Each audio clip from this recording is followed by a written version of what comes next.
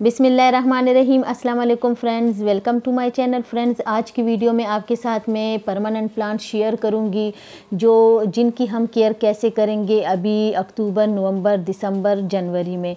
तो इनके लिए आपने क्या क्या करना है, कौन कौन सी चीज़ें आपने इसमें ऐड करनी है, कौन सी नहीं, और किस तरह आपने इनका ख्याल रखना है। सबसे पहले मैं सकुलेंट की आपके साथ बात करूंगी कि हम सकुलेंट की केयर अभी विंटर में किस तरह करेंगे। विंटर में इनकी केयर थोड़ी सी आसान तरीके से होती है, लेकिन समर में सकुलेंट की केयर बहुत मुश्किल होती है, क्योंकि अभी जो टाइम है ये सकुलेंट का है। इसमें आप अगर इसको डायरेक्ट सनलाइट में भी रख सकते हैं। इसको अगर आप डायरेक्ट सनलाइट में रखेंगी तब भी आपके प्लांट्स ख़राब नहीं होंगे, अच्छी तरह इसकी ग्रोथ होगी। इन सारे प्लांट्स को आप एक दफ़ा फर्टिलाइज़र दे दें। बार बार आप सकुलेंट को फर्टिलाइज़र नहीं देंगी। एक ही बार अगर आपने प्लांट्स को ग्रो करना है, डिवाइड करना है, पॉट चेंज करना है, तो उसकी सॉइल में आप कंपोस्ट ऐड कर दें। फिर बार बार इनको कंपोस्ट, खाद, लिक्विड फर्टिलाइज़र किसी चीज़ की ज़रूरत ज़्यादा नहीं होती। इसको आप सिर्फ टाइम पे पानी दिया करें। अभी जो टाइम है ये है सकुलेंट की प्रोपेगेशन का। लीफ से भी हम इसकी प्रोपेगेशन करेंगे और कटिंग से भी इसकी प्रोपेगेशन हम कर सकते हैं। बहुत ही आसान तरीक़ों से हम इनकी केयर करेंगे अभी विंटर में। विंटर में आपके सकुलेंट बहुत ही अच्छी तरह से ग्रो होना अभी स्टार्ट हो जाएंगे। तो हमारे जितने भी यहाँ पे मेरे सकुलेंट के प्लांट्स हैं, यहाँ मैंने इस ऐसी जगह पे इनको रखा है कि इन पे डायरेक्ट सनलाइट भी थोड़ी सी आती है, लेकिन इन पे ब्राइट लाइट के साथ डायरेक्ट सनलाइट भी आती है। लेकिन इस पे ये जो जिस जगह पे मैंने इनको रखा है, यहाँ पे इस पे बारिश का पानी नहीं आता। बारिश के पानी के साथ आपके जितने भी सकुलेंट है ये ख़राब हो जाएंगे। ये मेरे पास काफ़ी सारी वैरायटी है सकुलेंट की। तो सकुलेंट को आप हमेशा ऐसी जगह पे रखें जिसको ज़्यादा पानी ना मिले, बारिश का पानी भी, क्योंकि अगर डेली इसको बारिश का पानी भी मिले तो ये ख़राब हो जाते हैं। इसके साथ यहाँ पे काफ़ी सारे मेरे सकुलेंट है। ये एओनियम का प्लांट है। इसको अगर आप डायरेक्ट सनलाइट में रखेंगी तो तब भी इसकी ग्रोथ होगी। इसको अभी हम इसकी प्रोपेगेशन कटिंग से भी करेंगे। कटिंग से इसकी प्रोपेगेशन बहुत अच्छी तरीके से होगी। यहाँ पे मैंने जितने भी सकुलेंट रखे हैं, यहाँ इसकी ग्रोथ बहुत ज़बरदस्त हो रही है, क्योंकि इसको मैं डेली पानी नहीं देती। आपने विंटर में भी सकुलेंट को रोज़ पानी नहीं देना, और ना आपने गर्मियों में रोज़ पानी देना है। आपने फिर इसको ऐसी जगह पे रखना है कि इनको ये बारिश के पानी से बच सके। अब यहाँ पे देखिए कितने ज़्यादा इसमें बेबी प्लांट्स निकल रहे हैं। इनमें अभी काफ़ी बेबी प्लांट्स भी निकले हैं। हम इसकी मैं प्रोपेगेशन करूँगी कटिंग से भी, और कुछ प्लांट्स ऐसे हैं जिनकी प्रोपेगेशन मैं लीफ से भी करूँगी। तो लीफ से भी इनकी प्रोपेगेशन हो जाती है। काफ़ी बहुत ज़बरदस्त टाइम है। अभी आप ये देख सकते हैं मेरे पॉट्स में बहुत कम, सारे पॉट्स में आप देख सकते हैं कि इसकी मिट्टी काफ़ी सूख गई है। तो ऐसी मिट्टी में आपके जो सकुलेंट है वो हमेशा बहुत अच्छी तरह से चलते हैं। लेकिन आपने अगर ज़्यादा पानी इनको दिया तो फिर आपके प्लांट्स ख़राब हो जाएंगे। तो ये इस बात का आपने बहुत ही ख्याल करना है। जितने भी हमारे सकुलेंट है इनको आप अभी ऐसी जगह पे रख सकते हैं कि इनको पानी भी बहुत कम मिले, लाइट भी मिले, और इनको आपने फर्टिलाइज़र नहीं देना जल्दी, बल्कि विंटर में तो बिल्कुल भी नहीं।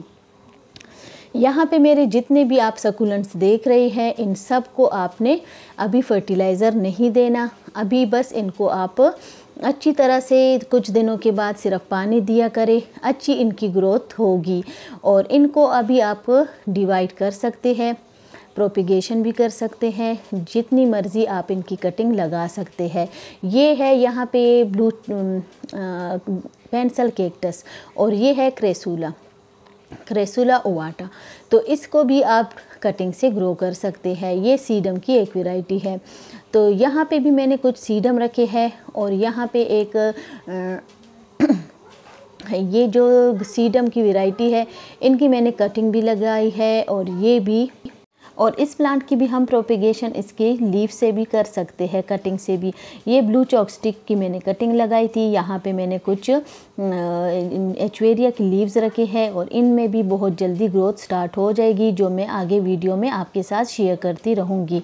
और फिर इसके अलावा मैं और भी अभी लीव्स रखूँगी प्रोपेगेशन के लिए। ये बिल्कुल सही टाइम होता है एचवेरिया के लीव से प्रोपेगेशन का।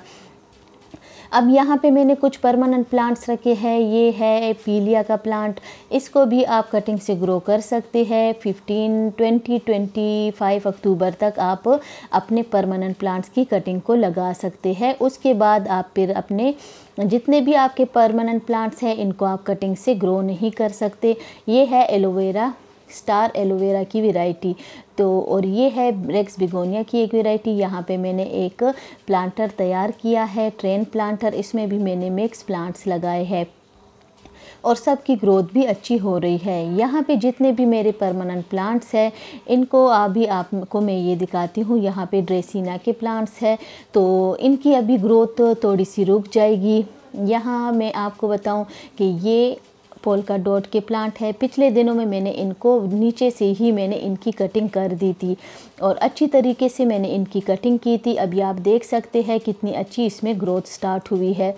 अगर आपके पास भी पोल्का डॉट है तो उनको आप नीचे से ही कट कर दें, क्योंकि अगर आप कटिंग नहीं करेंगी तो इनके लीव्स स्टेम लंबी हो जाएंगे और उसमें फ्लावर्स आ जाएंगी तो उनकी फिर ग्रोथ रुक जाएगी। और यहाँ पे जो ड्रेसिना है ये देखिए फ्रेंड, इस तरह आप अपने सारे जो पोल्का डॉट के प्लांट हैं इनकी कटिंग कर ले। कटिंग को आप लगा ले, कटिंग लग जाएगी, अभी टाइम है। लेकिन 25 अक्टूबर के बाद फिर आप कटिंग को नहीं लगा सकते, आपकी कोई कटिंग भी सक्सेसफुल नहीं होगी, क्योंकि जितनी भी कटिंग है सिर्फ सकुलेंट की कटिंग आपकी चलेगी बस। बाकी जितने भी परमानेंट प्लांट्स हैं उन सब की कटिंग नहीं चलेगी आपके साथ। तो अभी आप अगर लगाना चाहें तो अभी आप लगा सकते हैं। ये जितने भी मैंने बास्केट्स तैयार किए हैं इसमें सारे परमानेंट प्लांट्स हैं जिनकी सबकी अच्छी ग्रोथ हो रही है। लेकिन इन सब में जितने भी प्लांट्स हैं इनकी ग्रोथ कुछ टाइम तक होगी, लेकिन नवंबर से इन सब की ग्रोथ रुक जाएगी। यहाँ पे एक जो मैंने मनी प्लांट लगाया है वो दीवार के साथ खुद ही इसकी ग्रोथ हो रही है, उस पर चढ़ रहे हैं, लेकिन इसको अभी आप फर्टिलाइज़र 1-2 दफ़ा दे सकते हैं। यहाँ पे बाकी जितने भी प्लांट्स है, ये स्पाइडर प्लांट है, इसमें सारे कुछ लीव्स इसके ख़राब होने अभी स्टार्ट हो जाएंगे, तो उनके जो ख़राब लीव्स है उनको आप हटाती जाए। परमानेंट प्लांट है, ये बिल्कुल ख़राब नहीं होगा, बस इसको आप शेड में रखें। शेड में रखने के साथ आपने डेली फिर पानी भी नहीं देना, क्योंकि विंटर में आप अपने प्लांट्स को डेली पानी नहीं दे सकते। यहाँ पे जितने भी मेरे परमानेंट प्लांट्स हैं इन सब को आप ऐसी जगह पे रखें जहाँ पे ब्राइट लाइट आए, डायरेक्ट सनलाइट ना आए। और आपने अपने सारे प्लांट्स को ओस से भी बचाना है। अगर ओस आए, ओस से आपने प्लांट को नहीं बचाया तो आपके प्लांट्स ख़राब हो जाएंगे। आपके जितने भी परमानेंट प्लांट्स हो आपने उसको ओस से बचाना है। मोटी वाली जो ग्रीन नेट होती है उसको आप लगाए और अपने सारे प्लांट्स को उसके नीचे रखें, तो फिर कोई भी आपका प्लांट ज़्यादा ख़राब नहीं होगा, सिर्फ उसकी ग्रोथ रुक जाएगी। और उसके बाद आप उसको डेली पानी भी ना दे, तो विंटर में आपके फिर कोई भी प्लांट ख़राब नहीं होंगे। ये देखिए फ्रेंड, अगर मनी प्लांट है आपके पास तो इस तरह आप उसके लिए स्टिक बना ले और उसके ऊपर फिर आप मनी प्लांट को चढ़ाए। यहाँ पे भी मैंने हैंगिंग प्लांटर में लगाए है स्पाइडर प्लांट। स्पाइडर प्लांट एक परमानेंट प्लांट है, इसके जो रनर्स निकलते हैं इसी से आप इसकी प्रोपेगेशन कर सकते हैं। बहुत आसानी से इसकी प्रोपेगेशन हो जाती है। यहाँ पे जितने भी मेरे मनी प्लांट है, बिग लीव्स के मनी प्लांट है, मार्बल क्वीन मनी प्लांट है, तो और साथ में पाम है, मिल्की वे के प्लांट है, ये सारे परमानेंट प्लांट है। और इन सब को आप ऐसी जगह पे रखें कि जहाँ पे आपने इसको ओस से बचाना है। पानी भी आपने जल्दी नहीं देना है। यहाँ रेक्स बिगोनिया है और साथ में ड्रेसिना के प्लांट है। तो ये सारे परमानेंट प्लांट है, ये बिल्कुल ख़त्म नहीं होते। जितनी भी आप मर्ज़ी इनको आप डिवाइड करके तो इनके ज़्यादा प्लांटर्स तैयार कर सकते हैं। लेकिन अभी का मौसम इस तरह है कि आपके जो जितने भी यहाँ परमानेंट प्लांट्स है इन सब की ग्रोथ रुक जाएगी। आप टेंशन ना लिया करें, 15 फरवरी के बाद फिर इनकी ग्रोथ स्टार्ट हो जाएगी। तो इस तरह, और यहाँ पे जितने मैंने कोलियस के प्लांट रखे हैं, कोलियस के प्लांट आपके पास नवंबर तक सही रहेंगे, लेकिन नवंबर के बाद आपके प्लांट्स ख़राब हो जाएंगे।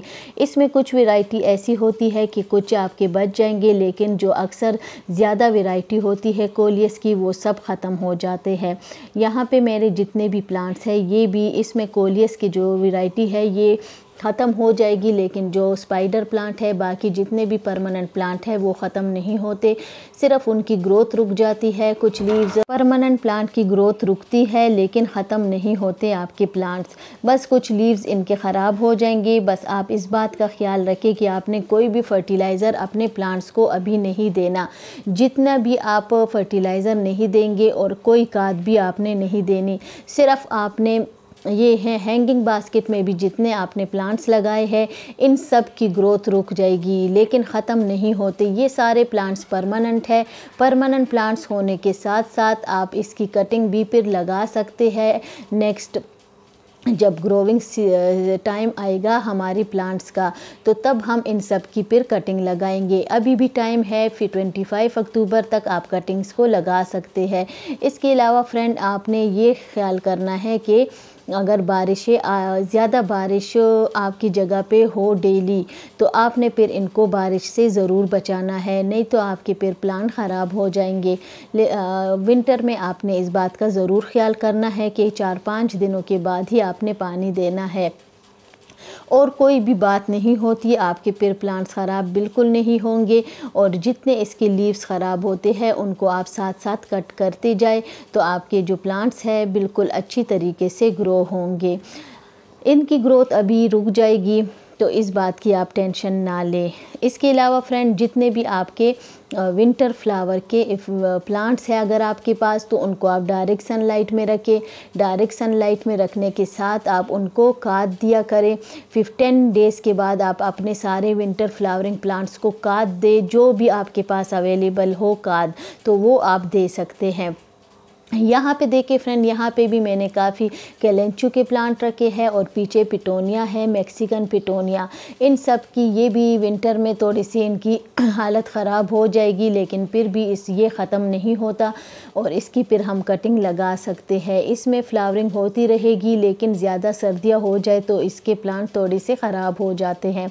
यहाँ पे जितने भी मेरे प्लांट्स हैं ये विंटर में ये भी ख़राब नहीं होंगे, लेकिन सिर्फ इनकी ग्रोथ रुक जाएगी।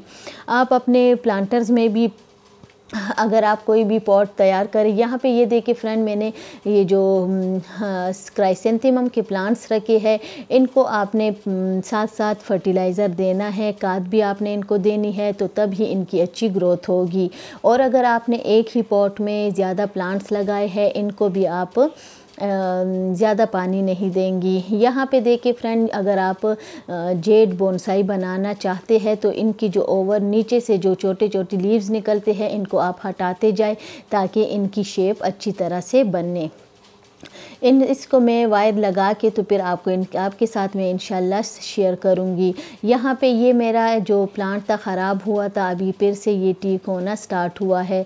और अगर एडीनियम के प्लांट है आपके पास, तो इनको आप ऐसी जगह पे रखें कि ये भी बारिश से बचे, और फ्लावरिंग के टाइम इसको आपने पानी नहीं देना।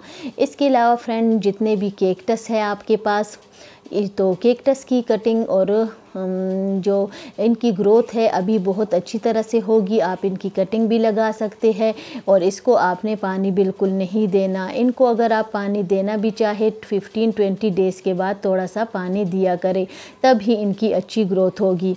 आज की वीडियो फ्रेंड आपको कैसी लगी? वीडियो अच्छी लगे तो लाइक शेयर ज़रूर कीजिए। चैनल पे न्यू है तो चैनल को भी सब्सक्राइब कीजिए। कोई भी बात आपने पूछनी हो तो आप कमेंट में पूछ सकते हैं। मिलेंगे नेक्स्ट वीडियो में। अल्लाह हाफिज़।